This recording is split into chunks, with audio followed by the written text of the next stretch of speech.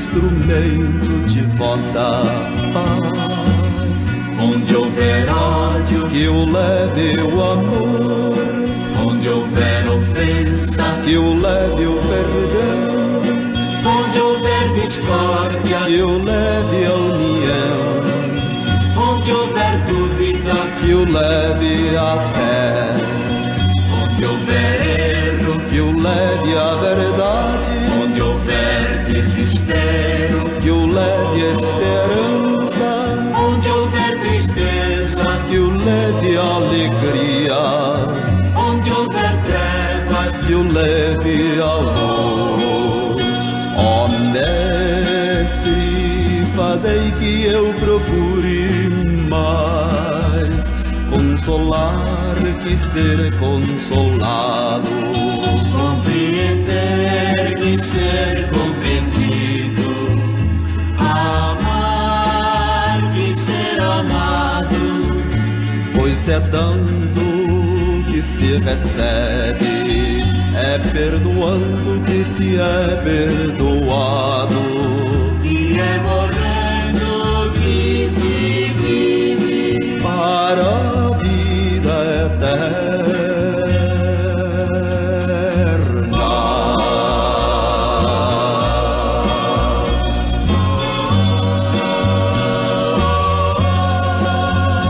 Ó Mestre, fazei que eu procure mais consolar que ser consolado. compreender que ser compreendido, amar que ser amado, Pois é dando que se recebe, é perdoando que se é perdoado. e é morrendo que se vive, Para a vida eterna.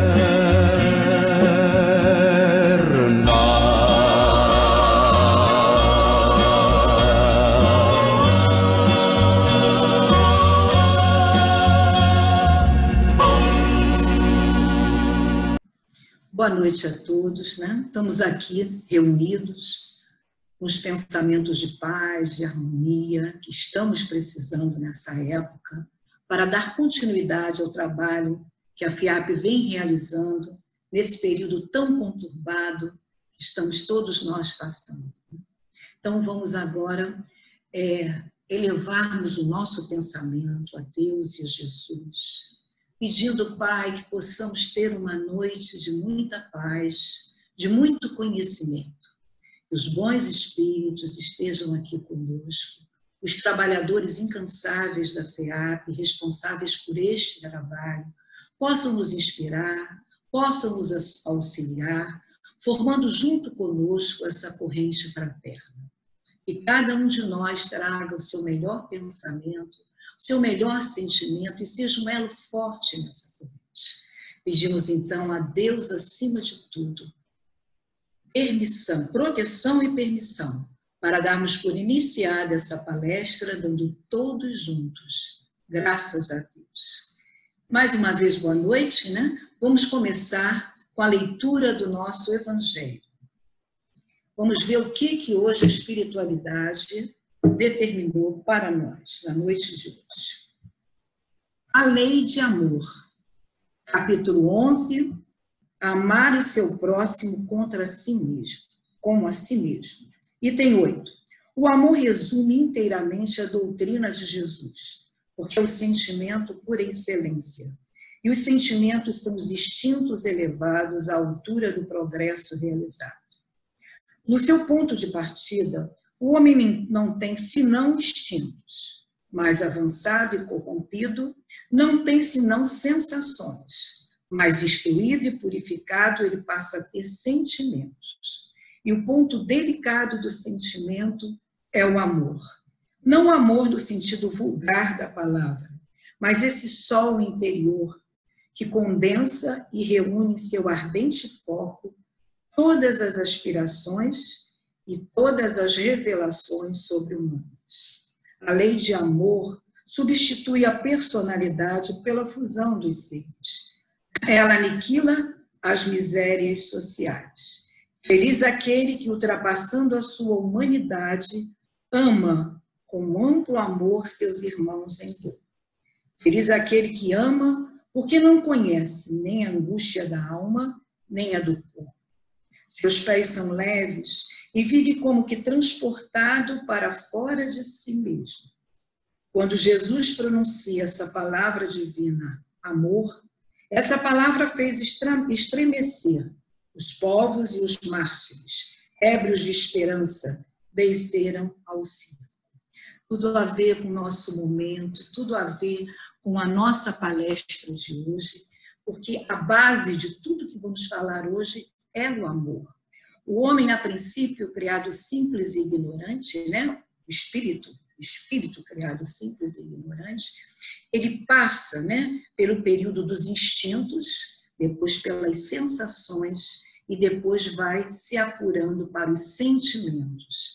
E os sentimentos têm como ponto máximo o amor.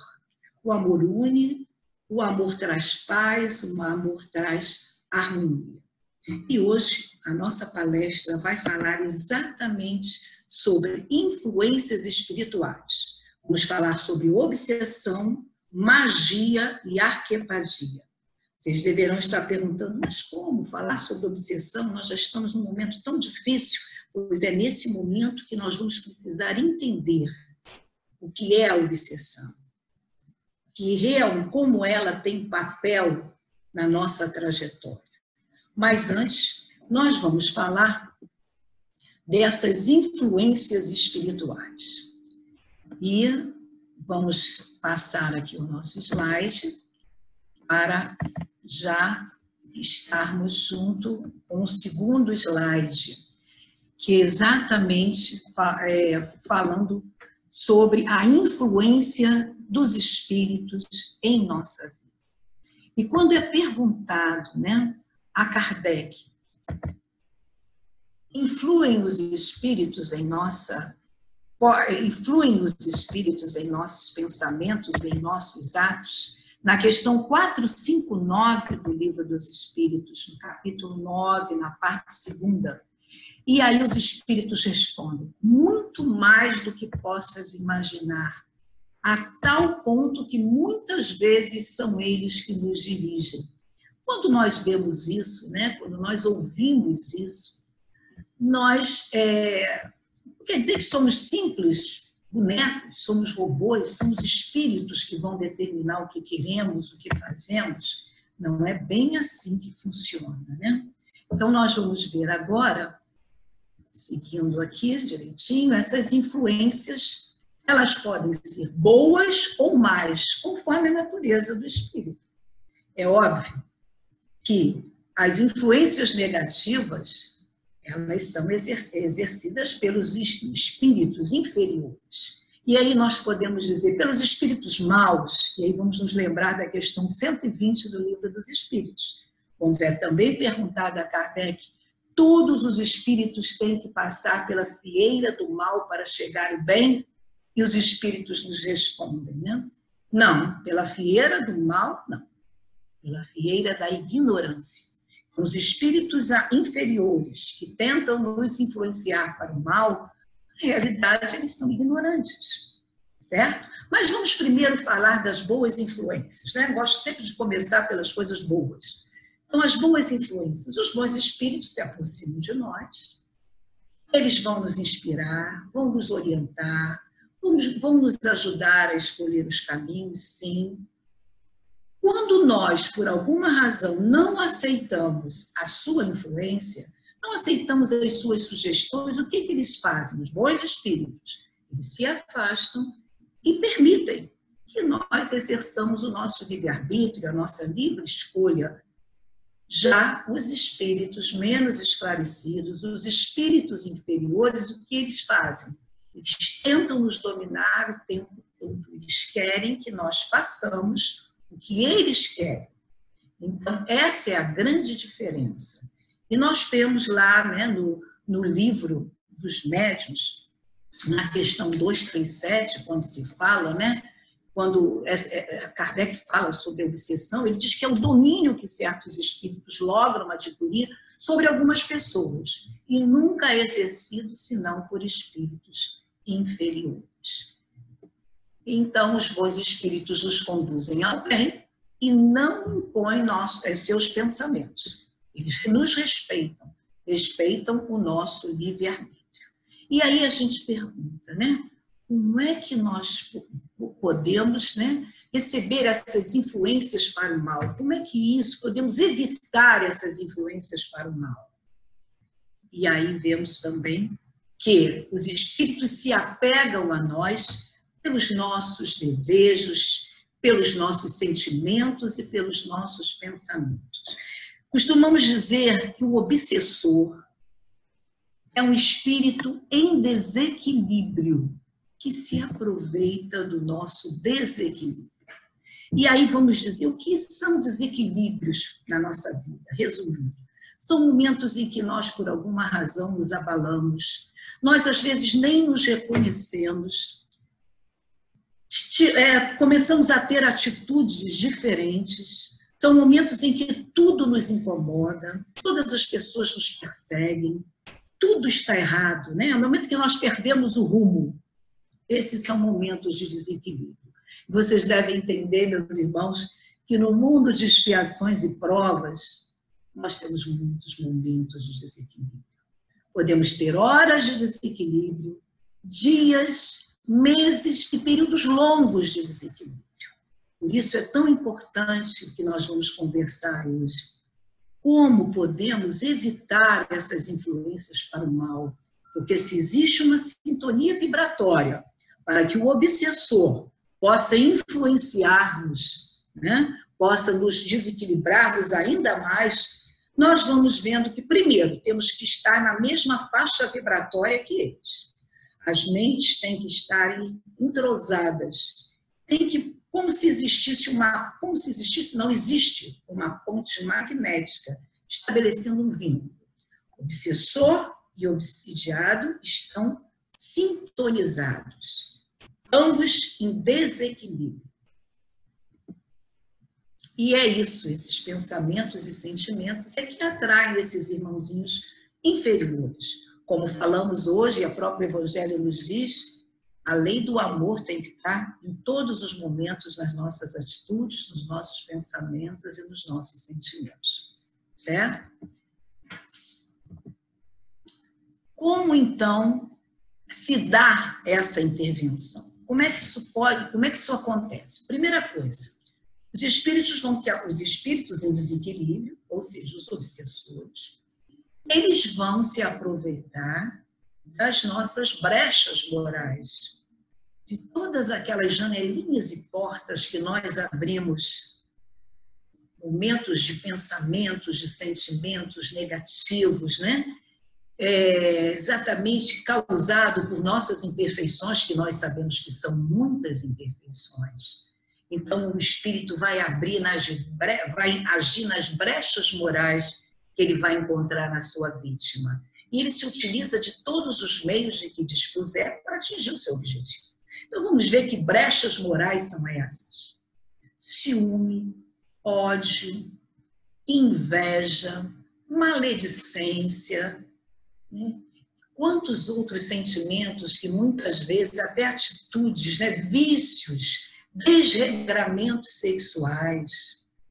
Quantas coisas, quantas brechas morais nós podemos abrir. Por isso que eu disse, né, no início, que nós temos momentos de desequilíbrio. E como nós vamos poder fazer para que esses espíritos não se aproveitem desses momentos de desequilíbrio? Fazer com que eles se tornem o menos possível, ou melhor, o menor tempo possível em nossa cabeça. Eu uma vez escutei de um expositor que o passarinho pode até pousar na nossa cabeça, mas jamais fazer ninho. Então, isso que nós temos que fazer. Se vier um pensamento ruim, se pensarmos mal do outro, se quisermos agir contra o outro, diferente daquilo que gostaríamos que agissem com relação a nós, vamos rapidamente eliminar isso de nós e temos o nosso grande recurso, que vamos falar no final da nossa palestra, que é a prece. O Evangelho é o nosso livro de cabeceira, né? Hoje não é só o livro de cabeceira, o Evangelho pode estar também no nosso celular. Então, algumas vezes, esses obsessores, eles se unem a outros espíritos e trabalham em conjunto. Aí nós vamos perguntar por que outros espíritos vão se dispor a nos prejudicarem por várias razões. Por várias razões. Às vezes pelo simples prazer de fazer o mal. Às vezes por inveja do que você tem, de como você vive. E às vezes são rixas lá do passado, às vezes um passado remoto e que ele então se junta àquele que às vezes tem coisas muito mais sérias no passado mais recente. Então eles formam uma verdadeira equipe. E é importante dizer que esses obsessores, eles têm todo um aparato, eles têm todo um conhecimento, eles entram até no nosso psiquismo para ver onde estão as nossas brechas, as nossas imperfeições. Dessa forma, podem gerar verdadeiras obsessões. Lembrando sempre que o primeiro passo que o obsessor dá é o isolamento do obsidiado. O obsidiado fica completamente isolado. Todos querem mal a ele. Isso é uma ideia que vai surgindo, são ideias que são colocadas na mente dele. Todos querem prejudicá-lo, ele tem que sair, tem que se dispor com as pessoas que ele gostava, com a família, com os outros quando é médium, quando trabalha na casa espírita, com os outros médios, ninguém entende a mediunidade dele, porque é uma mediunidade superior, ou então ninguém, se é uma pessoa que tem está num trabalho material, as pessoas estão com inveja dos planejamentos dele. Então, eles procuram isolar o obsidiado. Por que isolar? Porque, através do isolamento, eles podem atuar mais efetivamente. Porque não tem ninguém que possa orientar, olha, você tem que dar uma olhadinha, seu comportamento, seus pensamentos estão meio estranhos. Então, isso é que eles não querem. Eles querem que o obsidiado fique completamente isolado, para que aquela ponte magnética possa se fazer de uma forma mais eficaz. E o que será, então, a obsessão, né? De um modo geral, a obsessão. A obsessão é uma ideia fixa que leva a um estado mental doentio. É aquela coisa de você dormir pensando numa coisa e acordar pensando naquela coisa. Então, isso gera um estado mental completamente doentio. Kardec nos diz, né, que a obsessão apresenta caracteres diversos. A obsessão começa de uma forma muito sutil, às vezes até imperceptível. Às vezes a gente percebe, o que é isso? Esse pensamento aí não é meu, não. Esse pensamento está meio confuso. Então, o obsidiado, ele não está, ele está percebendo que tem alguma coisa diferente. Eu gosto muito de dar um exemplo que todos nós já passamos, né? É quando você tem um horário fixo, e eu costumo até falar, né? O horário de chegar, vamos dar o exemplo, né, de nós que somos espíritas, o horário de chegarmos numa palestra espírita, existe um horário fixo, uma tolerância, dependendo da casa, de 15 minutos. Então, se você não chegar naquele horário, o que vai acontecer? Você não entra, você não assiste a palestra. E provavelmente aquela palestra deveria ser de grande interesse para você. E seria muito enriquecedora. E aí você sai de casa. Quando chega na portaria do prédio, ou na entrada da sua casa, começa. Meu Deus, desliguei ou não desliguei o gás? Fechei ou não fechei a porta? Aí você sobe. Ou entra na casa. Daqui a pouco, meu Deus, eu acho que eu deixei a janela aberta. Vai chover. Se por acaso você chegar lá, a janela estiver aberta e a sua chaleira estiver no fogo, com certeza você foi inspirado por um bom espírito que não queria que você passasse por aquela situação trágica. Mas, se você entrar em sua casa e ver que está tudo direitinho, e você chega no centro espírita, acabou de fechar a porta. Só semana que vem. Então, essa é uma obsessão simples. Todos nós passamos por isso. Essa questão de chave, então, é incrível, né? Pegou, não pegou a chave, fechou, não fechou a porta. Então, vai desde a obsessão simples, esses graus, né, de obsessão, eles são dados exatamente pelo grau de constrangimento que o obsessor impõe ao obsidiado e o efeito, né, o efeito que daquele produto, o efeito do que foi provocado no obsidiado. Então, vai desde essa obsessão simples até a perturbação completa do organismo e das faculdades mentais. E aí nós temos a fascinação, né? São aquelas ideias fixas que são colocadas em nossa mente, é uma coisa que a gente passa e fica o tempo todo com aquilo na cabeça, faz uma coisinha, daqui a pouco aquele pensamento pula na sua cabeça, e vai desde a fascinação, que é o domínio, né, da mente através de ideias fixas, até a subjugação, que é um grau bem mais elevado. A subjugação, ela, inclusive, ela deixa a pessoa sob julgo. Ela pode ser a subjugação até moral, a pessoa passa a fazer certas coisas que jamais faria. As pessoas se assustam. Como essa pessoa está defendendo essa ideia ou está fazendo isso? Se ela jamais faria isso, eu não estou reconhecendo. E a subjugação do próprio corpo. A doutrina, a literatura espírita, ele conta, né, ela fala sobre uma história, né, um caso, história não, caso, de um senhor idoso, idôneo, muito conceituado, né, na sua comunidade, que se coloca no meio da rua de joelhos e oferece uma flor para uma moça jovem, bonita, e a pede em casamento. Vocês vejam a que tipo de subjugação, né? Qual o efeito do produto dessa obsessão. Então, o Livro dos Espíritos fala no capítulo 11, que é da intervenção dos espíritos, e o Livro dos Médiuns tem um capítulo inteiro falando sobre obsessão. E é realmente muitas pessoas, né, eu tenho reparado ao longo de tantos anos na Casa Espírita, eu acho que são quase 40 e poucos anos, e que as pessoas vão para uma casa espírita exatamente por causa da obsessão. Alguns vão pelo amor. Alguns vão pelo amor, por vontade de conhecer a doutrina espírita, ou até para se ficar assim, se tornar uma pessoa melhor. São poucos, mas muitos vão pela dor, pela doença, né, enfermidade, ou pela perda de um ente querido, mas muitos mesmo vão porque tem um obsessor atrapalhando a minha vida. Eu vou fazer as palestras, porque normalmente toda a casa espírita, né, tem um número X de palestras na nossa casa, na FEAP, são 5, para poder a pessoa, o paciente, ser encaminhado para a desobsessão. Quando eu sair da desobsessão, eu vou embora. Pronto, eu quero tirar esse espírito que está aqui me perturbando. Mas aí, com as palestras, com o ambiente, com a corrente, a maioria acaba ficando, fazendo tratamento e, às vezes, até sendo um colaborador da casa.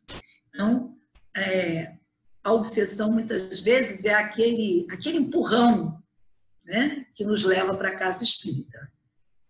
E isso é positivo, óbvio que sim, né?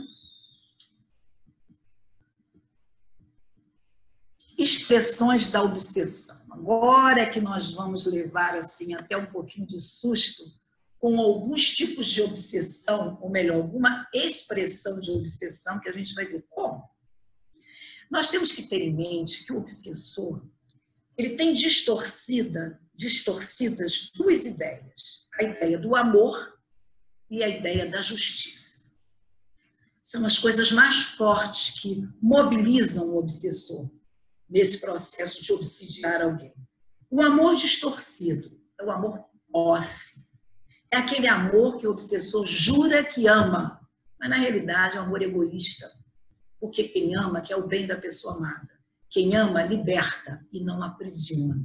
Então nós vamos ver a primeira, e tem a justiça, que nós vamos ver mais a seguir, que o espírito se sente injustiçado por algo que o encarnado, o obsessor, o obsidiado tenha feito a ele. Então, são as duas noções que ele realmente tem distorcida. E a primeira expressão da obsessão é exatamente a obsessão de encarnado para encarnado.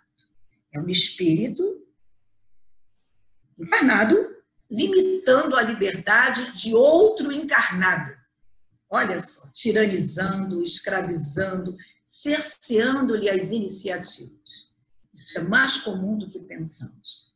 É um tipo de obsessão que pode haver num relacionamento, pelos ciúmes, pelo medo da perda, e é também um tipo de obsessão que pode existir no tão maravilhoso amor materno, sublime amor materno. Eu sou mãe, sou avó, que às vezes a gente fica limitando, né, o filho, o neto, o bisneto, para que ele faça aquilo que nós achamos que é o melhor para ele.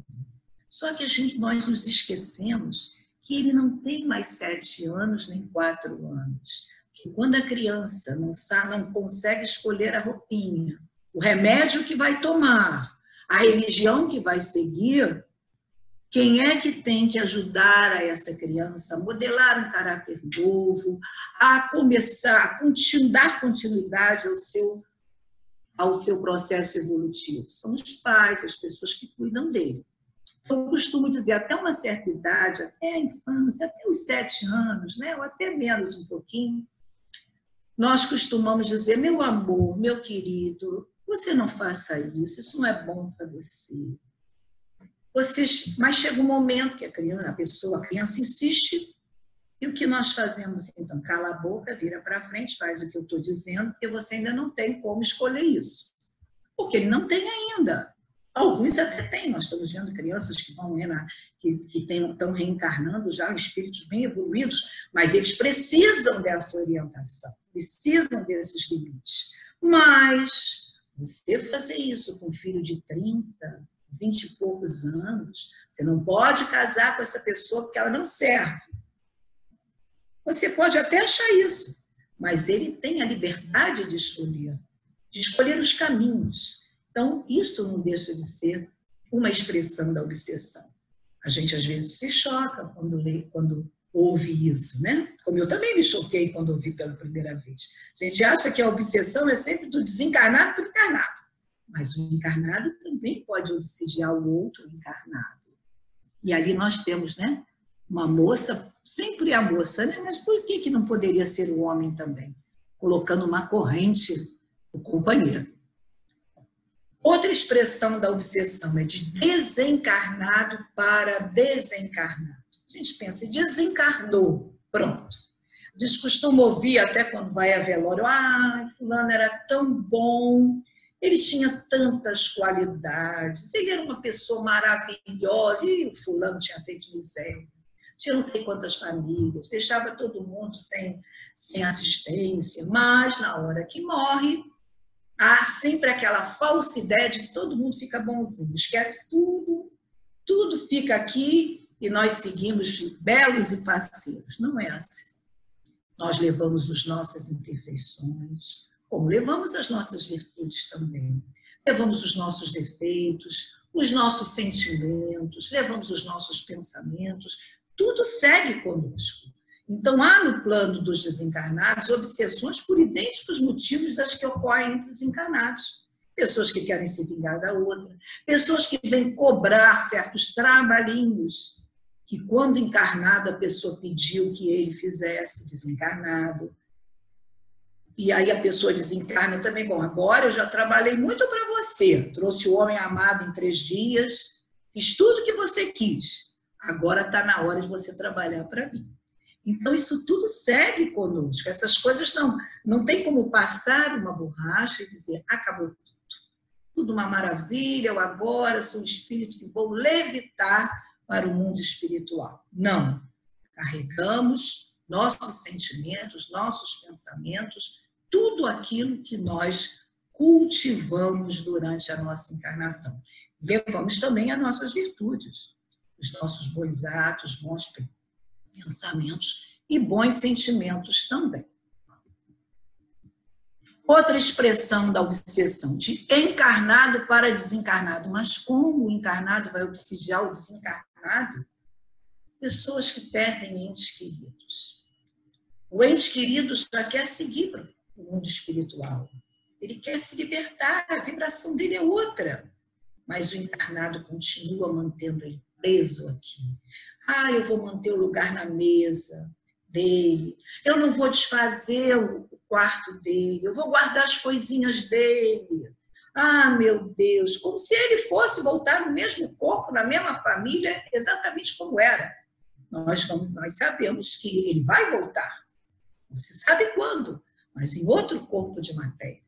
Então, essa coisa da gente se prender, né, a pessoa que já se foi.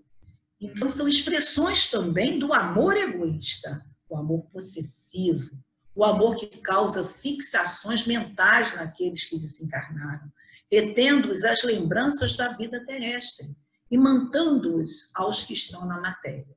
Quantas vezes, né, num trabalho de desobsessão, eu trabalhei 18 anos em desobsessão e vi muita coisa, e aprendi muito com os espíritos obsessores também. E eles diziam, eu quero seguir, mas ele não me deixa. Eu quero seguir, ela não me deixa, ela está me prendendo aqui. Eu tenho que seguir. Então, existe essa expressão da obsessão de encarnado para desencarnado. Também com a expressão do amor egoísta, mais uma vez. De desencarnado para encarnado, é o que nós mais pensamos e vemos, né? Ou vemos não, tem muitas outras expressões, mas a gente se fixa nessa. Tenho um desencarnado me obsidiando, tenho que me libertar dele. Então o perseguidor encontra, olha a sintonia vibratória, nos arquivos mentais do obsidiado, afinidades que vão facultar essa conexão. Olha a nossa ponte magnética unindo o obsessor ao obsidiado. Então, a verdadeira, né, pesquisa nesses arquivos mentais, para ver por onde ele pode entrar. Quando nós costumamos dar essa palestra, falamos muito num filme que não é espírita, que é o filme O Advogado do Diabo, de Al Pacino. Muitos já devem ter visto. Se não viram, eu até brinco, fica como trabalho de casa. E exatamente o advogado, ele consegue vencer todas as tentativas que as sombras, que as trevas, né, personalizado pelo Al Pacino, tentam fazer com que ele caia, ele se desvie do caminho do bem. Ele ajuda a mulher, que a mulher ficou obsidiada, e assim ele vai. Até que, no momento em que ele está, né, no maior sucesso da carreira dele, sempre dentro da moralidade, sempre dentro dos padrões morais, e aí vem um jornalista, que na realidade é o mal, que vem personificado naquele jornalista, né? E ele diz o seguinte: eu gostaria muito de fazer a sua biografia para ficar na história. E aí ele, dominado pela vaidade, ele sorri e diz, pois não, amanhã nos encontraremos.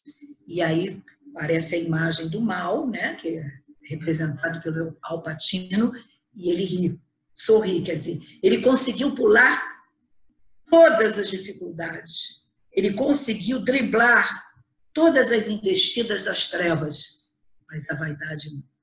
E muitos de nós somos pegos pela vaidade. Isso é mais uma chamadinha para a gente estar sempre alerta. Vigiai e orai. Existe uma outra forma de imantação do desejo de um espírito em relação ao outro. E aí nós vamos falar de algo que, apesar da doutrina espírita não mencionar, ela deixa nas entrelinhas. Quando é perguntado aos espíritos, pode um espírito mau, com auxílio de... Pode uma pessoa má, com auxílio de um espírito mau, fazer mal ao outro? E aí os espíritos respondem, não, Deus não permitiria.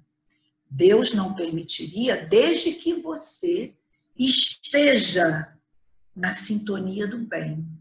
desde que os seus pensamentos, sentimentos e atos estejam voltados para o bem ao próximo, o amor a Deus, esteja imbuído da lei do amor, não do amor egoísta, que a gente já viu que o amor egoísta é uma brecha para a gente ser obsidiado. Então, dentro disso, Deus jamais permitiria. Eu fico me perguntando quem obsidiaria Madre Teresa de Calcutá. Qual o espírito? Qual o espírito inferior, o espírito em desequilíbrio que poderia pensar em obsidiar Madre Teresa de Calcutá, que pautou a sua vida toda no amor ao próximo? Nenhum. Com certeza nenhum. Então, existe uma outra forma de imantação do desejo de um espírito em relação ao outro, que é a força da magia. Quando a gente fala em magia, a primeira ideia que vem a nós é aquela magiazinha que fica ali na encruzilhada, né? Aquelas coisinhas que são feitas geralmente para mexer no livre-arbítrio do outro, ou para a gente conseguir alguma coisinha para nós. Não é só esse tipo de magia, tá? Vamos entender o que é magia para depois a gente ver que existe também não só a magia para o mal, mas a magia para o bem. Querem ver uma magia para o bem? Quando nós chegamos na casa espírita, colocamos na caixinha de radiação os nomes daquelas pessoas que precisam de ajuda. E ali nós colocamos o nosso desejo que elas sejam ajudadas. Isso é uma magia para o bem. Chamamos até magia branca. Você quer o bem daquelas pessoas. Quando nós, no final da tarde, no final da noite, fazemos aquela corrente atualmente por os nossos irmãos que estão doentes, que estão contaminados, estão nos hospitais. O que nós estamos fazendo? Magia para o bem. Queremos, e quando um consegue, né, se recuperar, é uma alegria total para todos que estão fazendo as preces. Isso é magia para o bem. Então vamos ver agora o que é, na realidade, a magia. A magia é realizada através da canalização de forças magnéticas da natureza, associada à energia mental do magnetizador, do mago, podendo ou não utilizar objetos intermediários. Lembrando que todos nós somos magos. Todos nós temos um poder infinito no nosso pensamento. Temos energia mental, somos energia pura, mergulhados num oceano de energia.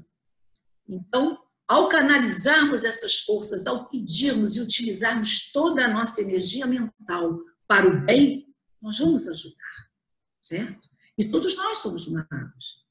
Todos nós temos esse poder, só que nem todos sabem. Podendo ou não utilizar objetos intermediários.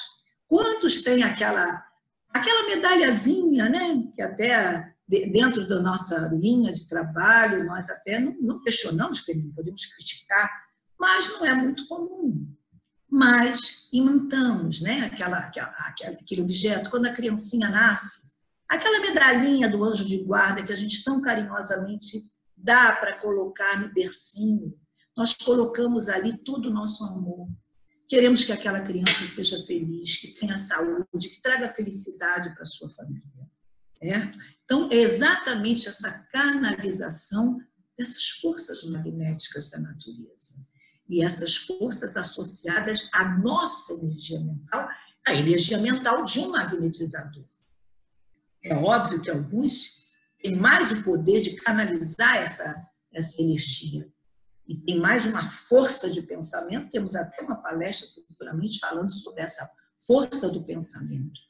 Como é importante essa energia mental. Essa força era utilizada pelos povos ancestrais para dominar a ira dos deuses. Aí entravam os grandes magos da antiguidade que já estão por aí. Na realidade, né, nós sabemos que na antiguidade, né, os povos eram politeístas, então eles acreditavam em vários deuses. Então eram confeccionados amuletos. Começou por aí. Esse poder do magnetizador, do mago, era na confecção de amuletos. Para quê? Para proteção. e também para aplacar a ira dos deuses. Então, se os deuses estavam irados, se havia alguma coisa que pudesse fazer com que a colheita fosse melhor dos alimentos, então eles utilizavam, né, de toda essa magia, essa força mental associada, essa força, canalização das forças da natureza para aplacar a ira dos deuses. Ou até para agradá-los também. Mas aí que entra a coisa. O homem, quando o homem bota o dedinho e os pensamentos, sentimentos e atos não são bons, o homem dominado pelo egoísmo e pela ambição, começaram a usar essas forças da natureza para quê? Para o mal. Para proveito próprio, para poder conseguir coisas, para poder ter domínio sobre as pessoas e até sobre nações, sobre civilizações. Então, isso tudo, essa magia já começou a ter uma outra direção. E aí sim entra a magia negra, que a gente tem até, quando se fala, muitas pessoas têm pavor, mas na realidade a magia negra é a magia, a utilização das forças da natureza, com as forças mentais do mago, para o mal, para mexer no livre-arbítrio das pessoas, para dominar. Poder era muito importante. Então, era aquela coisa, dominar, tentar fazer a cabeça das pessoas, dominar pelo medo. E aí sim, aí nós temos a magia mental, que é o pior tipo de obsessão, sabe por quê? Cria uma imantação magnética pela vontade do mago. Então, existe, né, todo o conhecimento das forças da natureza desse mago que vai utilizar para o mal. E aí é importante, né, necessário a desativação desses campos magnéticos. Isso é feito, né, de uma forma muito cuidadosa, isso é feito em atividades, né, em trabalhos mediúnicos que depois nós vamos ver mais adiante, certo? Então, essa é a magia que a gente teme, né? Teme a maneira de dizer, é uma magia para o mal, que quem faz vai realmente se prejudicar ainda mais. Então, na realidade, né, quando nós vemos assim, muitas vezes, parece que o mal está dominando o mundo, né? Nós temos um período de pandemia em que a gente, meu Deus, quem poderia imaginar que essa situação que nós estamos passando ocorreria em pleno século XXI? Quem? Com tantos recursos, com o avanço da medicina, da tecnologia. E aí nós temos que pensar, isso tudo é um planejamento. Isso tudo está muito planejado, não pelas trevas. As trevas estão infiltradas, mas lembrem-se sempre, a luz dissipa as trevas. Toda e qualquer coisa, toda e qualquer negatividade, ela é quebrada pela força do bem. O mal nunca vai vencer o bem. Então, enquanto tem pessoas, né, pensando, isso tudo foi trabalho das trevas, as trevas estão agindo, as trevas estão atuando, as trevas vão dominar o mundo, o planeta vai sumir, nós vamos estar nas mãos desses irmãos trevosos, vamos estar dentro das cavernas para sempre. Não, vamos mudar o nosso pensamento. Por que não pensar que nós estamos passando por um momento de reflexão? Nós estamos no isolamento social para quê? Para nos punirmos? Não. Nós estamos nesse isolamento, quem sabe, ou com certeza, para nos interiorizarmos, para começarmos a refletir sobre o que somos, o que iremos fazer aqui, o que estamos fazendo e o que não estamos fazendo e poderíamos estar. O momento das famílias se reunirem mais, das pessoas prestarem mais atenção daquele primeiro compromisso nosso, que é com a família. Então, vocês podem estar certos, meus irmãos, e a gente ouve as palestras, né, que vários expositores e oradores têm feito, os canais e tudo do YouTube.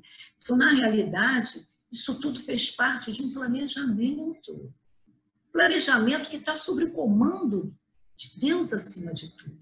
E nós que aqui estamos, nessa época, passando por isso tudo, também planejamos, também está no nosso planejamento. Por isso, nós temos que fazer o nosso papel. E qual é o nosso papel? Combater essas notícias negativas que geram em nós exatamente esses desequilíbrios que nós falamos no início, que fazem com que nós tenhamos maus pensamentos. Vamos reverter, vamos mudar isso. Vamos começar a pensar que lá, no plano espiritual superior, tem os cientistas, os pesquisadores, os médicos do espaço, os profissionais de saúde reunidos nesse combate para trazerem as informações para os pesquisadores, cientistas, médicos do plano material. É assim que funciona. E nós que aqui estamos, que muitas vezes nos maldizemos, meu Deus, eu não sei, a minha fé está abalada, eu estou totalmente desequilibrada, eu estou com medo, eu estou ansiosa, eu não sei mais quem eu sou, eu não sei o que vai acontecer. Nós planejamos estarmos aqui. Nós fazemos parte desse planejamento. Então, que nós sejamos essa luzinha pequenina que seja, para alimentar a luz que penetra no nosso planeta. Com certeza o mundo será diferente. Quantas coisas novas estamos aprendendo. Quantos de nós sem tempo para nada, nem para ouvir uma palestra, nem para ler um bom livro, porque ficávamos imbuídos, né? Tantos problemas, tantas coisas.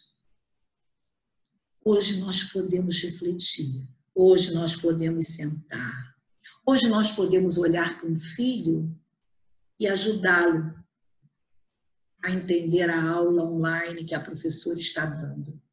Hoje a gente pode sentar com o filho, com o neto, com o companheiro, com a companheira e ouvir uma música que é romântica, ouvir uma música New Age, conseguir conversar, que é o tempo todo celular, o tempo todo trabalhando no computador, né? O tempo todo, às vezes, nem olha para o companheiro, nem olha para o filho, nem olha para a companheira. Hoje nós estamos tendo tempo para isso. Tempo para rever a nossa vida e ver o que é que precisamos mudar. Isso não é para um, isso é para todos, todos nós. Todos nós estamos nos redescobrindo. E isso é que é o grande ganho de todos nós. Porque não tenho dúvida que a solução virá. A gente sabe muito bem o quanto a espiritualidade maior está trabalhando para isso.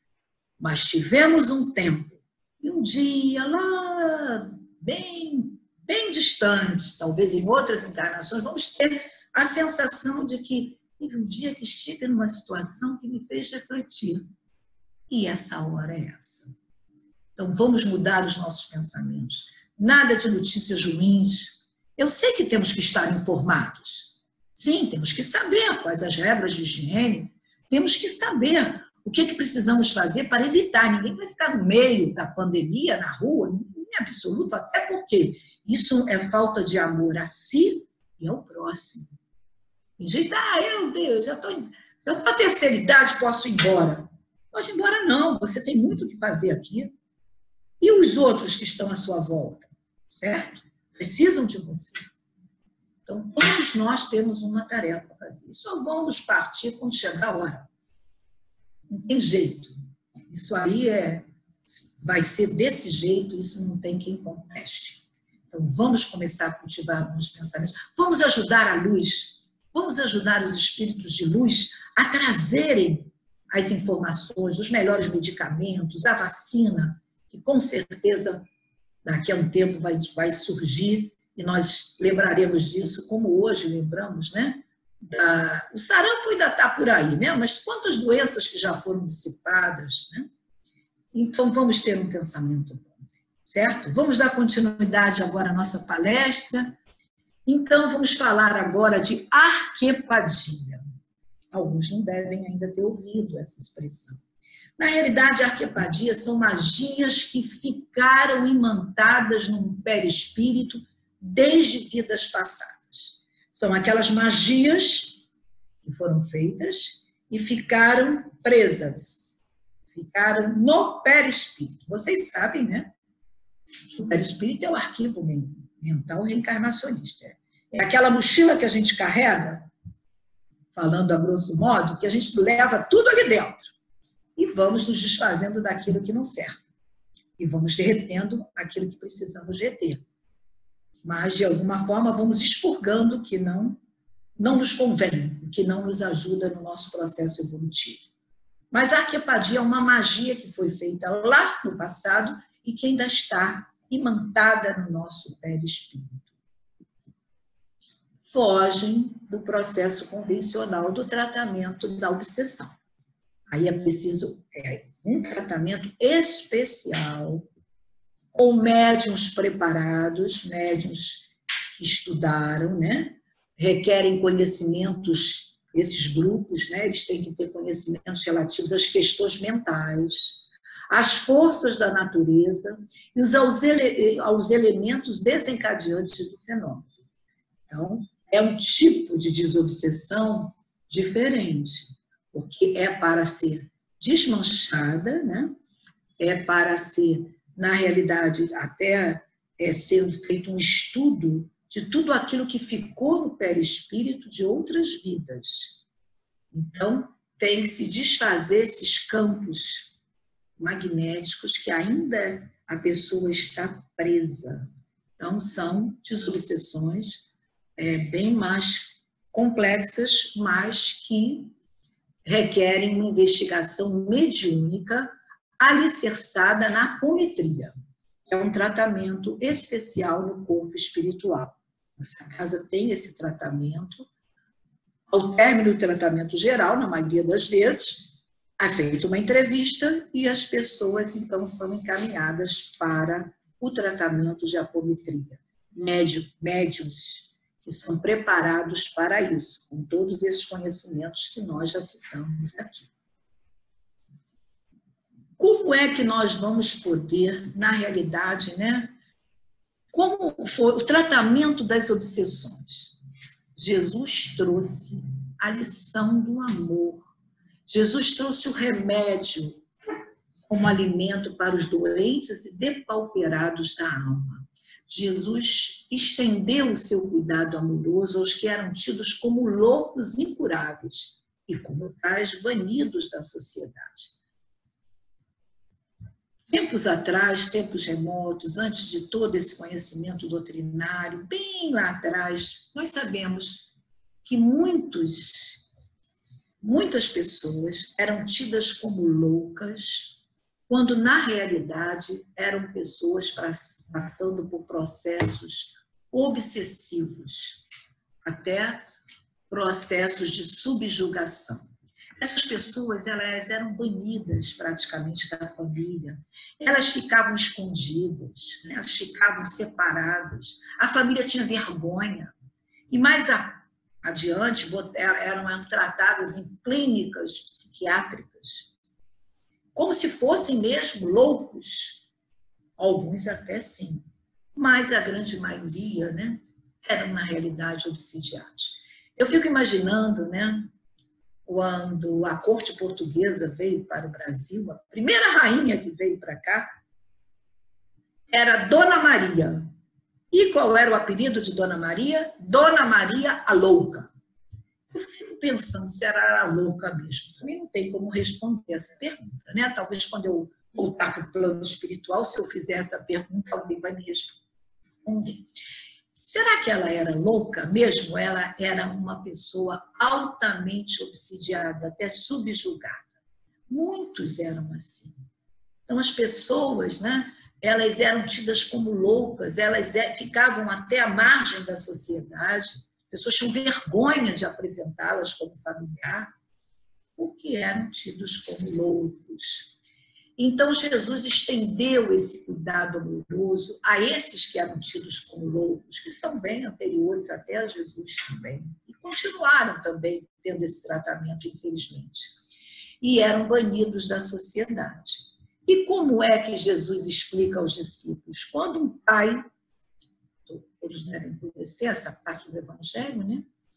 Quando um pai traz, do Novo Testamento, o pai traz um jovem obsidiado, louco, completamente louco, para Jesus, e ele então cura, na mesma hora, esse rapaz. E aí o pai diz, mas como, Jesus, você fez isso se os seus discípulos não conseguiram? E aí Jesus responde aos discípulos, homens de pouca fé. E aí ele faz aquela comparação, né, com a semente de mostarda. Se tivessem a fé do tamanho de uma semente de mostarda, que é a menor sementezinha que nós temos, vocês diriam, cure, saia, e esse espírito sairia. Então, na realidade, nós temos que ter fé. Quando se vai conversar, né, com uma pessoa que está nesse estado, é óbvio que nós vamos conversar com o obsessor. Ele também é um paciente. Assim como o encarnado é o paciente, o desencarnado também é. Então, nós temos que ter muito amor dentro de nós. Muito amor. Ninguém tira um obsessor com ameaças, nem com raiva, nem com vontade de prejudicar. Você tem que ter amor dentro de você. E os espíritos, que os obsessores, veem o que o doutrinador tem dentro de si. Então, Jesus disse, se amardes ao invés de detestardes, se desejardes socorrer, e não apenas os expulsardes, tudo fareis, pois que tudo quanto eu faço, podeis fazê-lo, e muito mais se quiserdes. Jesus estava falando do poder da fé. A fé que, sabemos, remove montanhas no sentido de remover todos os obstáculos e seguindo para o caminho que nós determinamos. Gosto sempre de lembrar da sabedoria do rio. O rio mesmo, não é poça, não é aquela coisa estagnada, é o rio que corre, a correnteza. Sempre leva as suas águas para o mar, para o oceano. Se ele encontra pequeninas pedras, ele supera os obstáculos, é fácil. A correnteza pula aquele obstáculo. Mas se ele encontra verdadeiros rochedos, o que ele faz? Presa as suas águas para cair em forma de queda d'água, cachoeira, cascata, sempre levando as suas águas para o oceano. Assim temos que ser. Todos nós temos que ser assim. Temos que ter a nossa fé, a fé raciocinada. E essa fé que precisamos ter num momento como esse que nós estamos vivendo. A certeza de que Deus está no comando de tudo. Nem um fio de cabelo cai sem que Deus saiba. Certo? Uma coisa no sentido figurado, mas é isso mesmo que acontece. Então, muita fé.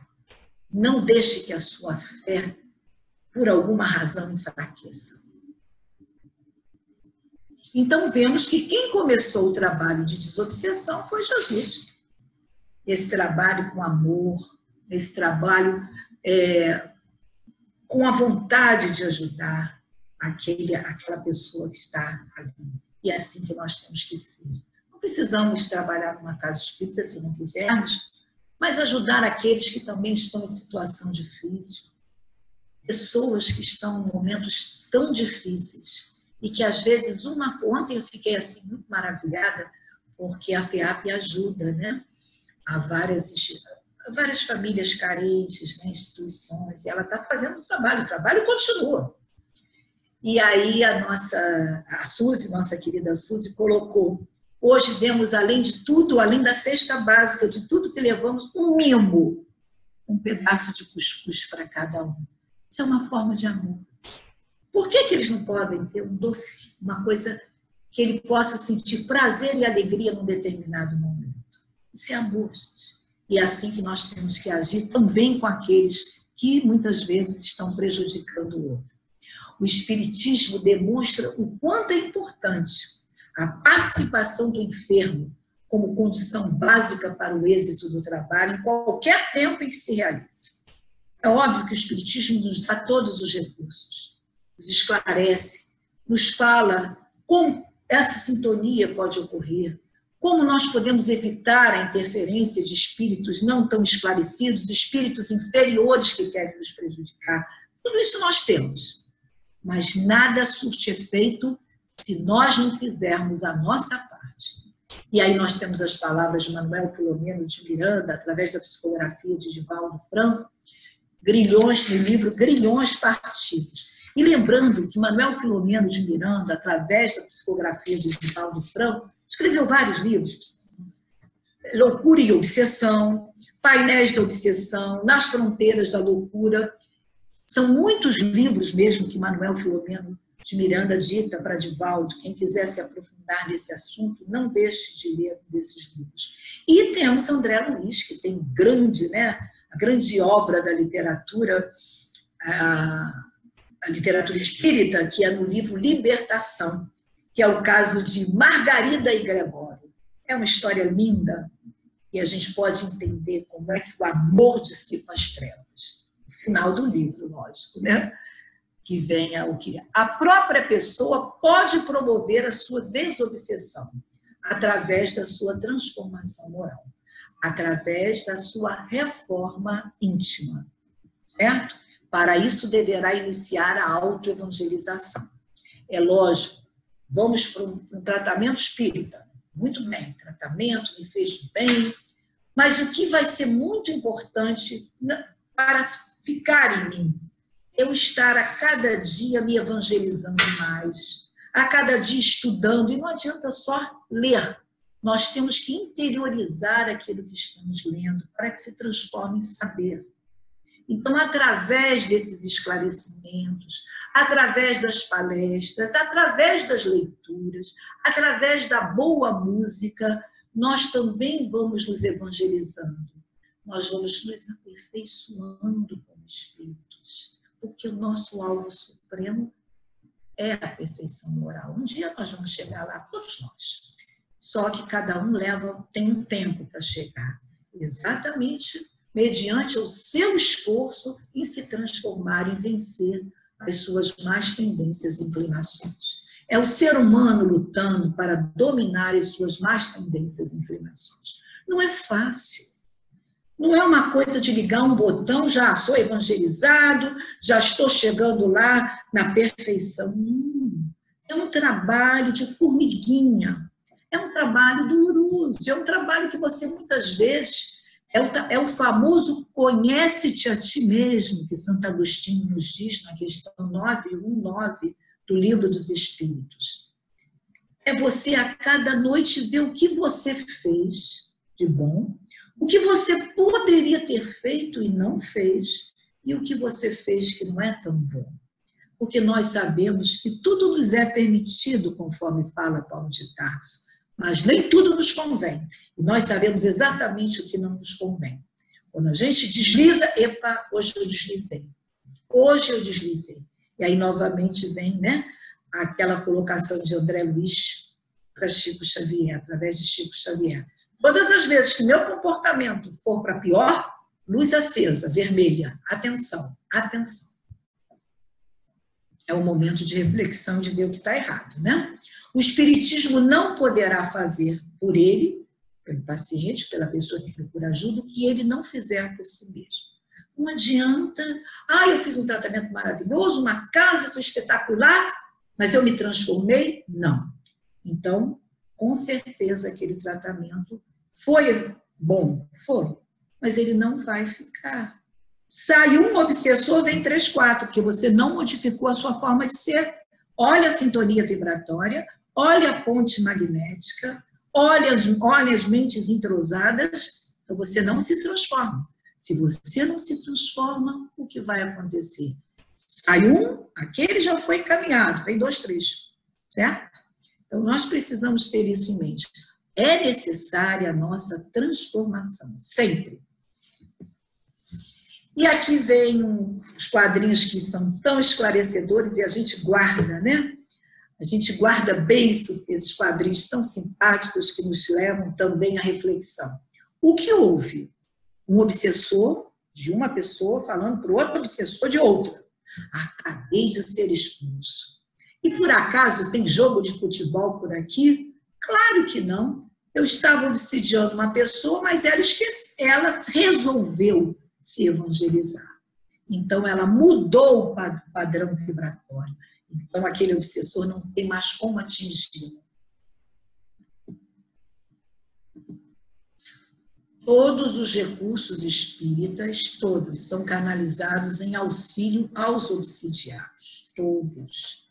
Mas é evidente que unicamente alcançarão resultados positivos os que se derem a si mesmo a sua cota de colaboração.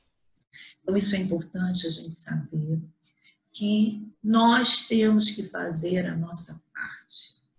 Não adianta, esse médium é maravilhoso, ele esclareceu a entidade, ela foi embora. Esse passe que eu tomei na casa espírita é fantástico, ambiente maravilhoso. Tudo isso vai acontecer. Porque ali existe toda uma corrente para ajudar, toda uma corrente fraterna que está te acolhendo, certo? Mas, munido de todos esses recursos, você tem que fazer a sua transformação. E é muito interessante que às vezes a gente diz, eu dou tudo meu para todo mundo. Não, eu sou assim mesmo. Precisou, eu estou aí. Mas aí, quando você vai fazer aquela reflexão, essa reflexão que nós estamos tendo a grande oportunidade de fazermos nesse período que estamos passando agora. Eu dou tudo assim, mas para minha família, né? Fazer o bem a quem nos quer bem é uma coisa, é mais fácil. Agora, fazer o bem para aquele que é a pedrinha no seu sapato, e todos nós temos, né? Uma pessoa encarnado e também planos do desencarnado, que está sempre tentando, de alguma forma, nos minar. E é esse irmão, essa irmã, porque são irmãos nossos, que nós precisamos começar a trabalhar uma nova forma de encará-los, permeando com amor. É óbvio, né? O perdão é a maior virtude que o espírito pode alcançar. Perdoar a tudo e a todos, certo? Tudo e todos. Sabemos que é muito difícil no mundo de expiações e provas. O máximo que nós conseguimos é nos desculparmos. Nós desculpamos fulano, ou pedimos desculpa, mas tem sempre o mais. Não passamos pela mesma calçada. Mas não sento do lado dele. Sei lá o que ele está jogando para mim. Então, isso não é perdão. Isso é desculpa. Então, no momento em que nós estamos, né, lado a lado, frente a frente, com o inimigo nosso de vida passada, por exemplo, que a quem fizemos muito mal, mas não lembramos, porque hoje somos outras pessoas. Ainda trazemos aquilo tudo. Mas quando estamos diante, perto, ao lado desse inimigo, e que ele diz, ele destruiu tudo meu. Como é que você quer que eu perdoe? Falando para o doutrinador, ele destruiu a minha casa, ele incendiou tudo. Ele acabou com a minha família. E você vai dizer o quê? Não, tem que perdoar. Não, nós temos que ir trabalhando devagar para que esse espírito que hoje se sente uma vítima, mostrando a ele que ele, em algum momento, já foi algoz. Porque todos nós temos os nossos momentos de vítima e os nossos momentos de algozes. Ninguém é só vítima, nem ninguém é só algoz. Outro quadrinho para a gente refletir.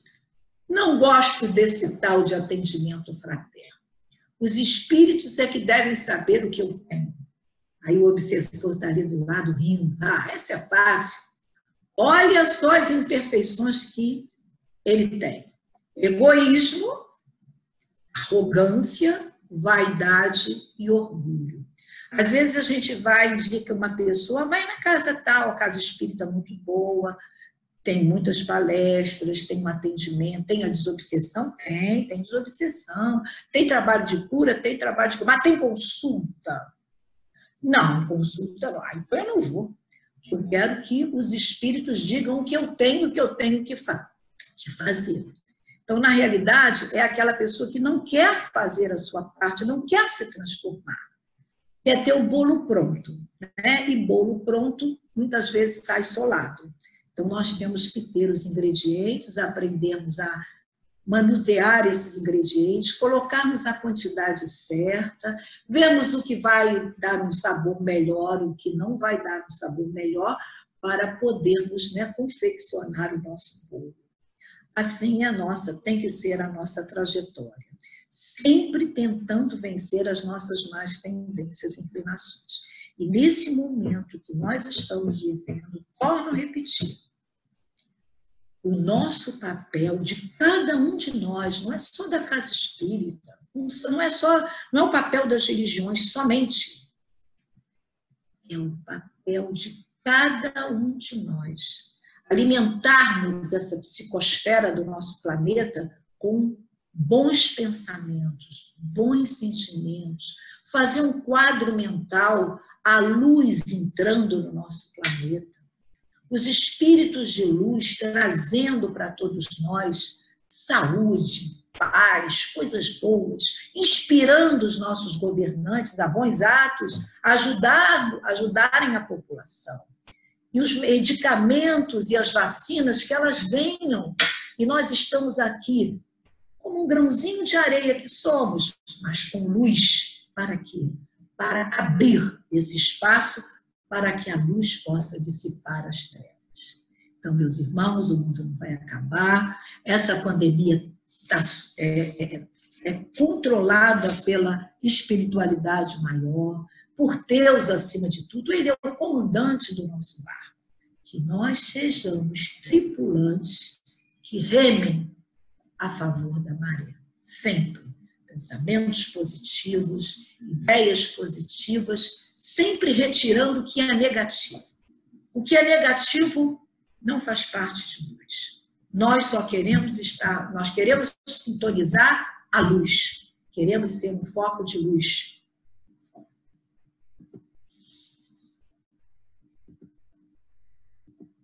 A doutrina espírita vem trazer para as criaturas consolo e remédio, ensinando-lhes o novo caminho que deverão trilhar. Agora, não vai trilhar por nós. Nós é que temos que dar os nossos passos. Jesus deixou o maior código moral deixado para a humanidade, que é o Evangelho. Nós temos ali tudo o que precisamos fazer. A doutrina espírita nos traz os esclarecimentos sobre o outro lado da vida, sobre o que somos, de onde viemos e para onde iremos. Então, temos tudo. Agora, temos que caminhar com todos esses recursos. Para quê? Para conseguirmos vencer cada obstáculo que vai aparecendo. Certo? E tentar driblar os desequilíbrios que surgem na nossa caminhada. E mais ainda, ajudar aqueles que ainda não conseguiram forças para trilhar esse caminho. Então, vamos dar a mão, vamos caminhar dando as mãos, formando uma corrente positiva. Tem muita gente trabalhando para o bem, através de oração, para ajudar as pessoas, através de atos mesmo de ajuda. Então, isso é muito importante essa união. E nós temos que estarmos unidos para o bem, para a luz, sempre. Ao dizer aos obsidiados a quem libertava dos maus espíritos, Jesus dizia, vai e não peques mais. Ele não dizia, você está livre, faça o que quiser. Não, vai e não peques mais. Ou seja, vai e não seja mais, não jogue mais aquela flecha fora do alvo. Então, ele estava justamente nos orientando para que nós vencêssemos essas nossas más tendências e inclinações, as nossas imperfeições. Nesse momento, Jesus pregava, né, a moralização interior, ensinando que não deveríamos reincidir nos nossos vícios. Nossa reforma íntima, vencendo as nossas más tendências. Isso é que é importante. Nós nos conhecendo, às vezes a gente quer conhecer o outro. Quantas vezes você quer conhecer o outro? Eu quero saber por que esse obsessor me persegue. Procure saber como você é. Conhece-te a ti mesmo. Veja o que você pode estar fazendo para fazer com que este obsessor possa estar interferindo na sua vida. Certo? Então, quando você começar a se analisar, em vez de querer analisar e culpar o outro dos seus insucessos, aí sim, você vai estar no caminho certo. Aquele caminho em que você vai trilhar com passos firmes, seguro, afinizado com Deus, sintonizados, certo? Vamos seguindo então. Jesus pregava, na realidade, a autodesobsessão. Se você se transforma, se modifica, se a sintonia se rompe, se a ponte se quebra, a ponte magnética, se não há mais entrosamento de mente, se você, o obsessor não está você não está na mesma faixa vibratória que o obsessor, então você próprio conseguiu promover a sua autodesobsessão. O desafio de ser cristão não é fácil, mas é o caminho da paz, da felicidade, é o caminho do amor. Esse caminho é que nós temos que trilhar. Então, meus irmãos, queremos muito agradecer, né, por esse momento que a espiritualidade está nos proporcionando, esse momento tão importante para todos nós, em que cada um de nós pode ser um grande colaborador, ajudando a vencermos juntos esses momentos difíceis. Porque no momento da alegria, todos caminhamos juntos. Agora, no momento da dor, é que é importante estarmos de mãos dadas e que nossos pensamentos possam ser de paz, pensamentos bons, sempre no sentido de que tudo vai passar. Tudo passa, a gente sabe disso, e ouve tanto isso dentro da doutrina, né? Isso também vai passar, mas que a gente possa levar desse momento algo produtivo. O que conseguimos modificar dentro de nós, e modificando dentro de nós, estamos também modificando a psicosfera do nosso planeta. O que podemos transformar? Como podemos ser esse foco de luz que a espiritualidade possa fazer de cada um de nós um instrumento de luz? Cada um de nós é importante nesse momento. Que nós possamos fazer o melhor possível na nossa caminhada.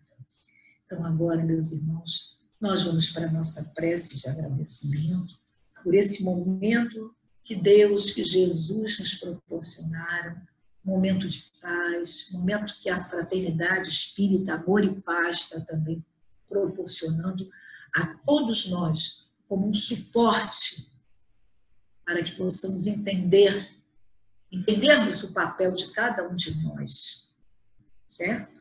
Então vamos elevar o nosso pensamento mais uma vez, entrarmos em sintonia com todos esses amigos e guias espirituais que estão conosco nesse momento, que nos assistiram durante toda a nossa palestra, proporcionando a cada um de nós aquilo de que necessitamos no momento.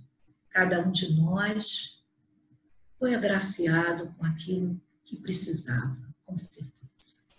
Agradecemos muito a toda a equipe espiritual da FEAP, todos esses guias, esses amigos espirituais que nos acompanham, que dirigem esse trabalho. Queremos agradecer por essa oportunidade, pedindo muita proteção, que tenhamos a consciência de que somos feixes de luz, estamos aqui, nessa hora, nesse lugar, nesse planeta, para servirmos também de instrumentos na ajuda, no amor e na caridade. Fiquem em paz, uma boa noite para todos.